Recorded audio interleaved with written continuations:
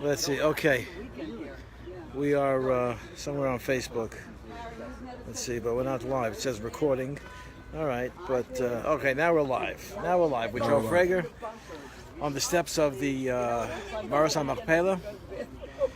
They can see us, but we can't see them. Why don't we turn around so they can see the Maarat HaMachpela? We can turn around this way. Right, now we're talking. And of course they can see it. It's up there. It's up there. They can see us. They can see you. We got the group here. It's been a grueling day.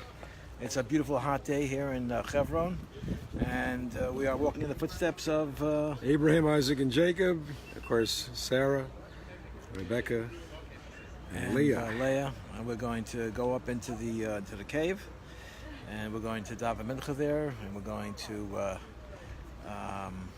visit, pay our respects, of course, to our matriarchs and patriarchs, and let's move. Let's do it. Continue to move. We'll continue to roll. You know, time on Facebook is free, so just might as well let it roll. It's fantastic how people see this and comment all over the world. It's a fantastic thing. Okay, now we're recording. Here we go. Just by way of introduction, my name is David Wilder. My claim to fame is that I'm a good friend of Joe Frager's for many years. I've sat at Joe and Karen's Shabbos table, albeit quite a long time ago. But it's really a pleasure to have you here. I told Anthony a couple of minutes ago that it's so very important that people like yourselves come in. There is the governor's over here, and Anthony and Ken and other people that come here because there are a lot of people that don't see us. They don't come to talk to us. We're transparent. We don't exist. We're here. We're not here because we're here illegally, they say, and we're occupying somebody else's land.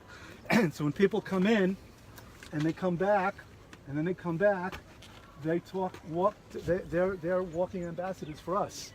You go back and take a message to people that have never been here. And there are people that have the ears of very important decision makers in the United States. And anybody that can help influence them, today that's the name of the game, okay? I don't know how much President Trump has to be influenced, and Mike Pence or Nikki Haley have to be influenced, but there are a lot of others that do. So we thank you very much for coming here and being here, for coming back again and again and again, seeing, hearing, and taking it back. It's a tremendous source of strength for us. A little bit about Hebron before we talk about the place where we are. Today, there are a lot of people that are very surprised that there's actually, let me stand over here, that there's I don't want to stand with my backs to anybody. People are surprised that there's a Jewish community in Hebron. I just told Governor Huckabee that yesterday, by the Hebrew date, was the 89th anniversary of the massacre in Hebron, which took place in August of 1929, when 67 Jews were slaughtered, 70 were wounded, and the survivors were expelled by the British. That was the first time there weren't Jews in Hebron since the Crusader conquest in 1100. In 1100, the Crusaders conquered, they threw out the Jews. They weren't here for about 85, 90 years. From then on, there's always been a Jewish presence in Hebron until August 1929, when the British expelled the survivors. I knew a man in Chicago, his family had been saved by an Arab. There were Arabs that saved Jews in Hebron. And he told me that his father wrote to the British High Commissioner. And he said to him, why did you punish us? They killed us and then you threw us out. And the answer he received, and I'm sorry he didn't still have it in writing, but he remembered it. He said that the answer he received was, well, I knew that you couldn't keep living together with them, and there were less of you than them. It was easier to throw you out than to throw them out. Okay? The best response to the fact, to what happened then, is today there's a Jewish community in Hebron. The fact that they didn't die in vain, and that was it, it's all over. Today in Hebron, there are about 80 Jewish families. There's a yeshiva here with over 300 guys, all post high school. In Kiryat Arba, we've got about 1,500 families. And the reason there aren't more Jews living inside the city itself is because for the past few decades, it's been almost impossible to build anything, even on land you own. Because even if the Israeli Prime Minister was in favor, he had to look over his shoulder to the White House, and this shoulder to the White House from that shoulder to the White House, and everybody always said no. Today we don't have to worry about that. Today we're getting yeses, okay? And so today hopefully we'll be able to start to rebuild again.